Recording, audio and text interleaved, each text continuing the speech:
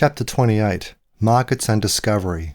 For the kingdom of heaven is like a landowner who went out early in the morning to hire workers for his vineyard. After he had agreed with the workers for 1 denarius a day, he sent them into his vineyard. He went out again about the 3rd hour and saw other workers standing idle in the marketplace. To them he said, "You also go into the vineyard, and whatever is right I will give you." So they went to work. Again he went out about the 6th hour, and again the 9th hour, and did the same.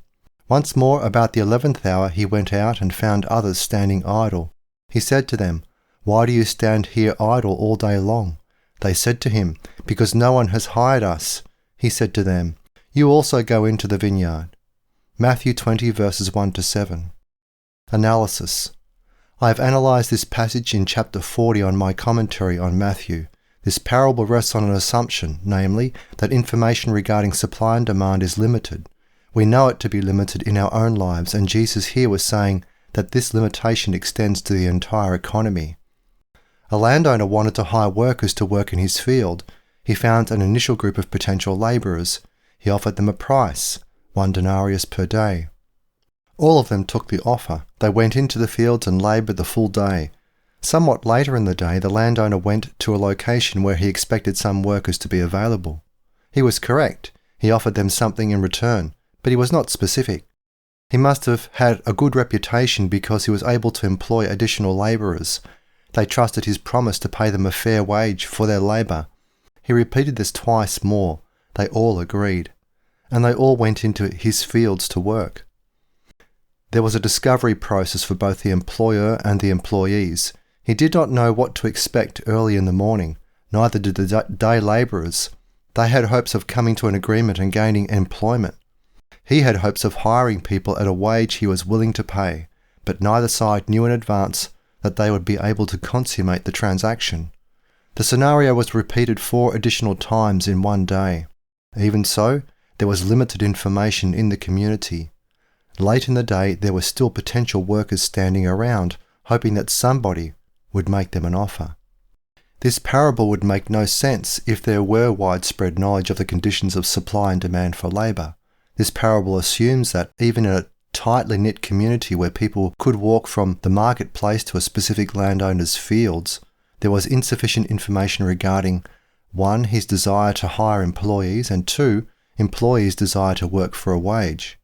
When Jesus presented this parable, he did so on the assumption that the initial conditions of the parable would be believable to his audience. They would understand that information regarding economic conditions is limited even in a local community. If word had gotten out that there was employment, some potential employees might have walked to the landowner's property. This assumes that they knew which landowner was hiring. Presumably they would have known. But this would have required an investment of time by the workers. They would have had to walk to the place of potential employment. Meanwhile, another landowner might come to the central location in search of employees. Anyone who was not present when that offer was made would miss out. Workers were unwilling to bear the uncertainty associated with searching for available jobs. They believed they would have a better opportunity of gaining employment by being present in the labour marketplace that would have been known to local employers. An employer would have had to take the initiative of going to the marketplace or sending an agent and making the offer. The employer was the person with money to spend. He had capital. Employees expected him to go to the effort to come to them. In the parable there was a marketplace, a well-known geographical location where potential buyers and sellers of labour assemble in order to make profitable market transactions. The search costs are lower in the marketplace than they are anywhere else. Because search costs are lower, the marketplace attracts buyers and sellers of labour. It is a location that serves as a clearinghouse for both employers and employees. This conserves knowledge. It reduces the cost of making mutually profitable transactions. The presence of lower search costs is what attracts buyers and sellers of labour to a single location. A local marketplace is personal. People have reputations. Specific information about specific workers and specific employers is available to participants on both sides of the employment transaction.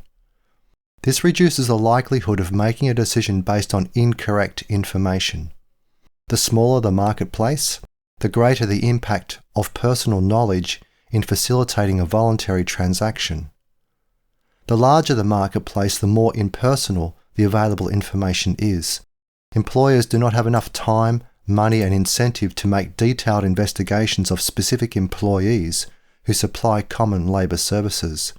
Employers are far more governed by price than they are by specific information about a specific employee's background. The parable is about the kingdom of God. In describing this kingdom, Jesus made it clear that the participants did not have full knowledge of each other's motivations and abilities. There was great ignorance on both sides of the transaction. This describes our condition inside the kingdom of God. Despite the fact that we know that God is in charge, we do not know all the things that God knows. We do not possess knowledge as creators. We possess knowledge as created beings. We are finite. We are also sinful. We do not see the hand of God in every event around us. In this sense, we see the world as impersonal. But the world is not impersonal. The kingdom of God is not impersonal. This is why God imputes meaning to it moment by moment. This is why Jesus said the following, "I say to you that in the day of judgment people will give an account for every idle word they will have said. For by your words you will be justified, and by your words you will be condemned." Matthew 12 verses 36 to 37. A God who is not omniscient would not have a record of everything that everybody has thought and said in history. We can safely conclude that the world is not impersonal. On the contrary, it is comprehensively personal. Therefore, the market process is not impersonal. The employer had to spend money. Money is the most marketable commodity. In contrast, the workers had only their labour as a marketable asset. Their labour was more specialised than money. There was greater uncertainty associated with the ownership of labour to rent than the ownership of money with which to rent labour. The person with the money was presumed by everybody to have superior knowledge of the market. He had been successful in accumulating land and money. He was in the stronger bargaining position. He understood this, and so did the labourers. This is why they remained in the marketplace in the hope that employers would come to make offers. There was greater risk of rejection of an offer to supply labour than the rejection of an offer to pay money. There is an inherent asymmetric structure to bargaining whenever one of the parties has money. He is in a stronger position because he has a broader market of available people who will accept his offer to pay money. There are more people competing for ownership of his money than there are people with money competing to buy specific kinds of labour. Part A. Larger markets. Here I extend this analysis to the economy in general. There is limited knowledge of the conditions of the supply and demand of labour in a local community. Compare this to a regional community. We might imagine that the latter knowledge would be even less. But is it? In a regional economy or in a large city, knowledge of who is hiring and who is willing to rent labour services is not specific. It is not visibly personal.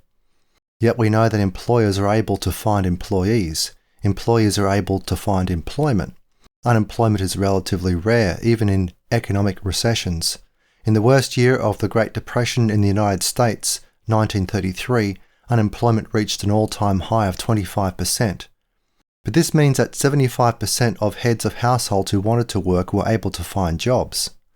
There was trial and error in the small town environment of the parable.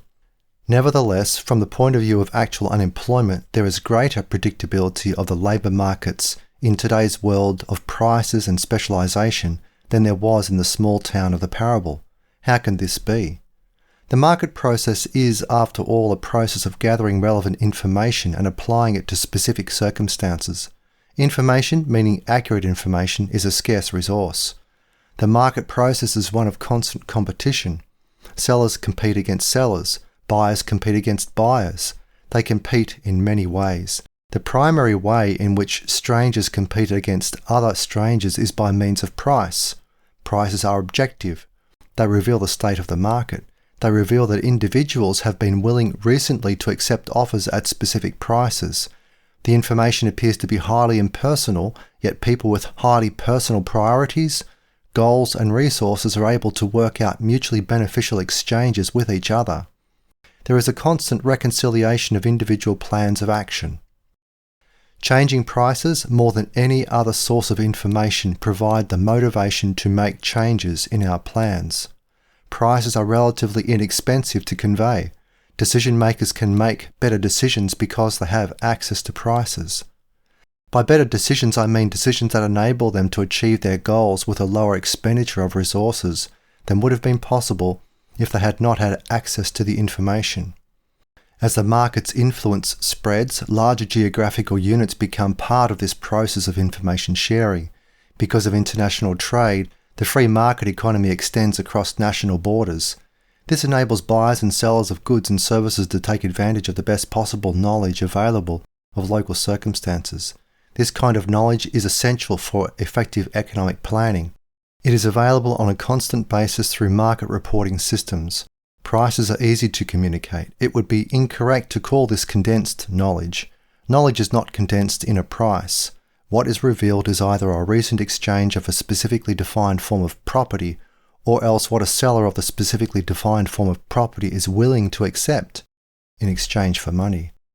With this highly specific information in the form of a price, other decision makers can decide whether or not to pursue an exchange. The market process today is dependent upon a price system. The price system conveys information concerning the recent conditions of supply and demand. The larger the market, the wider the range of influence of objective prices. It is not necessary for employers to go to a location somewhere in town in the hope of finding low-cost employees. Nevertheless, such locations do exist in most cities in the United States. Employers hire part-time labourers without contracts. They pay these labourers in currency at the end of the day. These labourers do not have access to the legal employment markets. They may be illegal immigrants. They may be people who are willing to work below a state-mandated minimum wage. Whatever the reason, they prefer not to be part of the normal employment process. Their employment is far more uncertain than the employment provided in the conventional labour markets. This means that the more impersonal the market, the more predictable it is. It means that the larger the market, the more predictable it is. The reason for this is the price system. Prices are specific. They convey specific information about specific markets. Search costs are low. Competition is widespread. The range of ignorance regarding market conditions is narrow. The need for face-to-face recognition is less because the range of ignorance is narrow. People know what to expect. The rate of return on accurate information is high. Part B. Bidding for information. When someone makes an offer to sell something at a specific price, he is in search of a buyer who is willing and able to pay this price.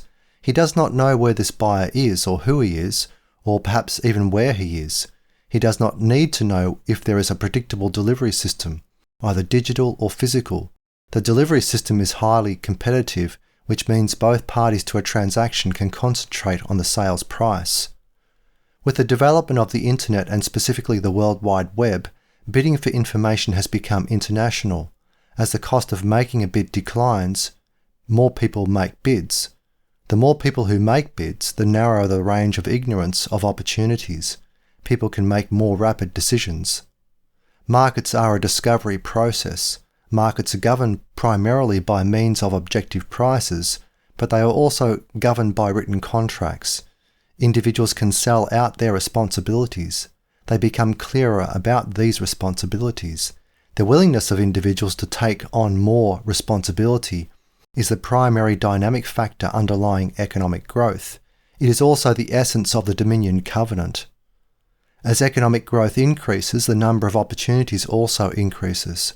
This is the best definition of economic growth, an increase in the number of opportunities available to people with fixed monetary incomes. Their money will buy more. Their money becomes more productive. Their time becomes more productive. They seek out a better rate of return on their money. They also seek out a better rate of return on their time. As buyers, they possess money. They seek better prices, better deals, and a better lifestyle. As sellers of labour services, they seek buyers who are willing to pay what they ask. Without the market process, they would be unable to increase the number of opportunities available to them. They do not know where these opportunities are. They can search for these opportunities only because of the market's process of making available relevant, specific information in the form of prices. If people knew where the relevant information is, they would not need the market process to guide them to this information. Similarly, in the parable, if the employer had known there was a large supply of available labourers, he would not have to go back throughout the day to hire more of them. The same can be said of the labourers. They would have shown up early in the morning and they would have accepted the offer of employment, but they did not know. Part C. Discovery and Dominion. The central fact of the discovery process is this: no one knows in advance what is going to be discovered. Humans are finite. They have limited knowledge of themselves and the world around them. This is an inescapable aspect of their finitude. This is why the discovery process itself is eternal. The Dominion Covenant mandates the extension of man's control over nature. Genesis 1 verses 26 to 28. This is not optional. This is definitional. It literally defines mankind. The model was established in the garden. Adam and Eve had limited responsibility within the confines of the garden. But in the midst of the garden was a river that broke into 4 rivers, and these rivers would have carried mankind out of the garden into the world. Adam and Eve were to start small, but then they were to extend their dominion geographically. But this extension was not simply geographical, it was intellectual. They had to have greater understanding of the cause and effect system that governs the world. This is a never-ending process. Man is finite. God is not. Man has a responsibility to extend his dominion because he is made in God's image. But he will never be omniscient. The discovery process is an eternal process. It is a characteristic feature of mankind. The primary form of dominion is not biological or geographical. This is because population growth in Eden, if compounded at 5% per annum, would have filled the earth in a few centuries. So the primary form of dominion is intellectual. Each new discovery opens up new realms of investigation. Each question that gets a preliminary answer by some creative individual raises new questions that call forth new investigators and new approaches to investigation. Not only does man's knowledge not approach the omniscience of God, it moves in the opposite direction. The more that men learn, the more questions they have. The more that men extend dominion operationally in their environment, the more opportunities for greater dominion are discovered. The private property system that is established by biblical law is the judicial foundation of constant innovation. Someone who discovers a profitable approach to solving a particular problem becomes responsible for the administration of that process. In order to encourage this extension of personal responsibility, the private property legal system allows discoverers to profit economically from their discovery. There is an economic incentive associated with the discovery process. An inescapable aspect of dominion is an increase in personal responsibility. Therefore, God has established the central benefit of the private property legal order: economic encouragement for people to seek out new opportunities to exercise greater personal responsibility. Part D. Discovery and Ownership. Ownership establishes personal responsibility. This responsibility is legal, trusteeship. It is also economic, stewardship. The biblical-based discovery process is based on the private ownership of property. Private ownership is an incentive to pursue innovation. This discovery process links the responsibility of innovation with the benefits of innovation. The person who discovers a new process or insight is legally allowed to profit economically from his discovery. He must take responsibility for it, but this responsibility is always associated with potential benefits. There is a positive incentive for taking responsibility. This incentive is increased personal wealth. The positive sanctions associated with obedience to biblical law, Deuteronomy 28 verses 1 to 14, are manifested in higher rates of innovation than in societies in which private property is not widely dispersed and defended by the civil government. The discovery process is an aspect of the biblical doctrine of imputation. It is the ability of an individual to discover correlations between general laws, including economic laws, and predictable outcomes. Men are made in the image of God. Therefore, they have an understanding of God's laws of causation. Individuals find themselves in specific historical and geographical conditions. They have the responsibility of extending dominion in these areas of personal responsibility.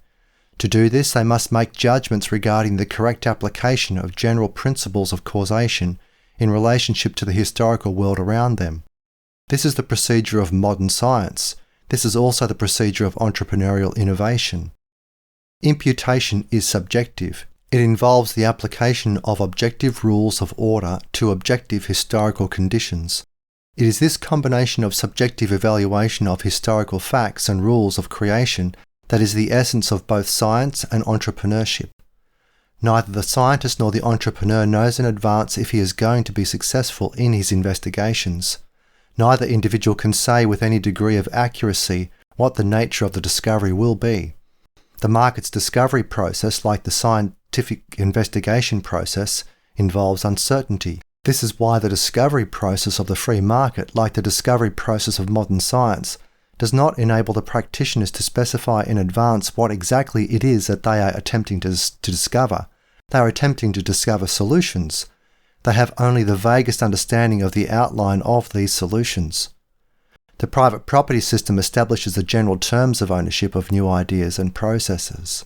Because it authorizes entrepreneurs to profit from their discoveries, this system encourages individuals with specialized knowledge to pursue this knowledge in ways that may reward them economically. This is how knowledge, which is widely dispersed, is put to the service of consumers. But these consumers are themselves innovators to some extent. They have participated in the discovery process. They have been successful to some degree, which is why they possess money. They can therefore reward successful producers who serve their wants efficiently. The private property legal order creates a system of objective feedback. There is positive feedback. Successful innovators prosper. There is negative feedback. Unsuccessful innovators run out of money and cease to compete in the marketplace. They cease buying resources from successful entrepreneurs. In this sense, the entrepreneurial system reflects the final judgment. It also has a system of positive feedback, inheritance by covenant keepers. It has a system of negative feedback, disinheritance of covenant breakers. Covenant keepers continue to innovate and exercise dominion throughout eternity in the new heaven and new earth. Revelation chapter 21 and 22. Covenant breakers never again gain access to scarce economic resources. Revelation 20 verses 14 to 15. Part E. Rival Management Systems. We learn in the parable of the field owner and the day labourers that there is imperfect information in this world. Perfect information is possessed only by God, omniscience. This is an incommunicable attribute of God. The overwhelming benefit of the Bible's private property legal order is this: it enables individuals to identify who is responsible for property management. There is a fixed connection between ownership and personal responsibility. Any attempt to undermine this connection is an assault on biblical ethics. The Dominion Covenant involves the extension of man's dominion across the face of the earth. This inescapably requires men to exercise personal responsibility. In order to encourage men to exercise dominion, the private property legal order authorizes innovators and entrepreneurs to profit from their discoveries. It is this strong element of economic self-interest that undergirds the extension of the Dominion Covenant in history and in eternity. The private property legal order offers rewards to individuals who possess accurate knowledge of how to apply general principles of economic organization to specific historical conditions. This kind of knowledge is decentralized. If there is no system of rewards associated with the possession and implementation of this knowledge, innovation will be minimal. The following analysis rests heavily on the insights found in the 1944 book by Ludwig von Mises, Bureaucracy. There are two forms of management: bureaucratic management and profit management.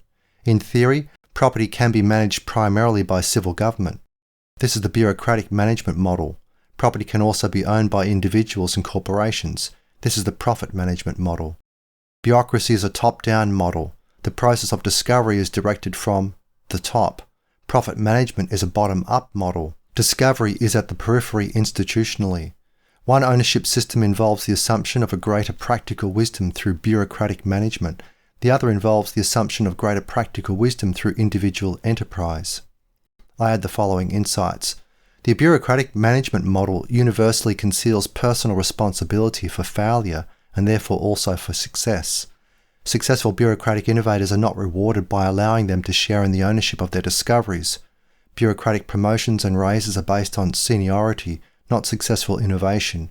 In contrast, the profit management model is most successful when those who are responsible for an innovation and the profits resulting from innovation are rewarded in terms of their contribution to the process of discovery. An important aspect of the discovery process in profit management is the discovery of new ways of rewarding successful innovation within corporations. Owners of corporations who delegate to managers who in turn discover ways of rewarding successful innovation benefit from a higher rate of return on their economic investment in ownership. Conclusion. Relevant knowledge is decentralized internationally. It is highly specialized. No central planning agency can identify who possesses which kind of knowledge. It cannot identify how this knowledge can be best put to the service of consumers. Compared to the discovery process of the free market, central planners are blind. They know the value of nothing, and they also know the correct price of nothing. They are doubly blind. The private property legal order establishes a legal connection between ownership and personal responsibility. This is the central legal benefit of the private property order. It is also the central economic benefit of the private property order. It is beneficial in both senses, trusteeship and stewardship. Ownership and responsibility are connected legally in the biblical legal order. The dominion covenant requires men to extend dominion in history and eternity. This means that they must take greater responsibility. This in turn means that they must increase their ownership or management of scarce resources. They must become trustees and stewards of these resources. In order to encourage men to accept this increased responsibility, the Bible's private property legal system enables successful entrepreneurs to benefit from their discoveries. This lure of greater economic wealth is a primary motivation for successful entrepreneurship. Successful entrepreneurship inevitably extends the dominion covenant. Biblical economic analysis must adhere to this presupposition. The success of an economic system is necessarily based on a rejection of the ideal of mankind's perfect knowledge. Given the complexity of today's markets, any assumption that there is anything remotely resembling perfect knowledge would be regarded as utterly preposterous by anybody except someone with a graduate degree in economic theory. Incredibly, modern economic theory rests on the assumption that the proper model for economic analysis is men's omniscience regarding conditions of supply and demand. These are the conditions required for the initial analytical assumption of perfect knowledge. There is no entrepreneurship in such an economy. There is no entrepreneurial role to play in allocating resources in terms of superior knowledge of local conditions. There can be no monetary prices, since money exists to compensate for a lack of knowledge. Yet the theory relies on monetary prices in its graphs and equations. This is the theory of equilibrium. I have offered my critique of this theory in chapter 54 of the Teacher's Edition.